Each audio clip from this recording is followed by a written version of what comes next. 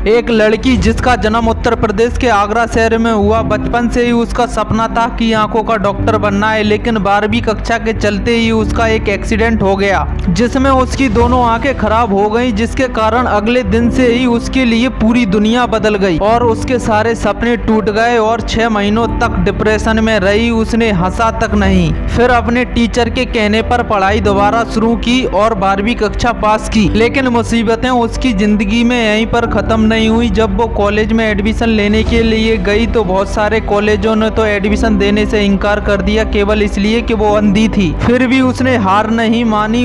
उसके बाद उसको एक ऐसे कॉलेज में एडमिशन मिला जहां सब प्रकार के दिव्यांग बच्चे पढ़ते थे। वहां जाकर उसने अपनी जिंदगी में एक मकसद चुना कि अपनी जिंदगी में कुछ करना है तो दिव्यांग लोगों के लिए करना है। उसको बचपन से ही जीके पढ़ने का इंटरेस्ट था, तो उसने कौन बनेगा करोड़पति शो में अप्लाई किया और वहां 7 करोड़ के क्वेश्चन तक पहुंची, लेकिन वहां से 1 करोड़ रुपए जीतकर अपनी जिंदगी की किस्मत ही बदल दी और समाज के लिए, देश के लिए एक प्रेरणा का उदाहरण बनी। S I am talking Himanshi Bundela. उनका कहना है कि माना आंखों के बिना जिंदगी में अंधेरा है, लेकिन कुछ करने की नई सोच ही एक नया सवेरा है।